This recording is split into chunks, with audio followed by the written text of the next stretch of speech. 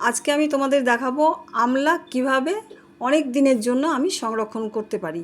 দেখো এই যে মশলাগুলো আছে, প্রথমে আমলাটাকে ধুয়ে আমি খুব পাতলা পাতলা করে কেটে নেব। এই যে দেখতে পাচ্ছ স্লাইস করে দিয়েছি।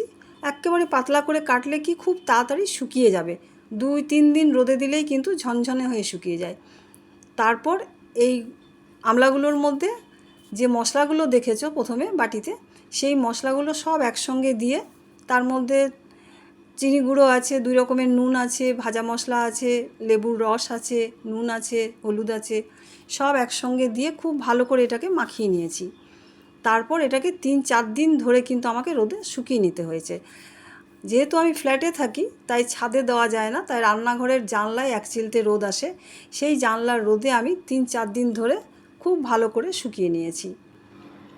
দেখো এটা 3 দিন ধরে আমি রোদে দিয়েছি, শব্দতেই বুঝতে পারছো কত সুন্দর শুকিয়ে গেছে।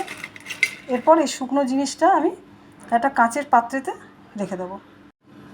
ব্যাস, এটা একটা কাঁচের পাত্র, এর মধ্যে রেখে দিলাম। কাঁচের শিশি বা কাঁচের বাটির মধ্যে এয়ারটাইট কোটো করে রাখলে কিন্তু অনেক দিন এটাকে রাখা যেতে পারে।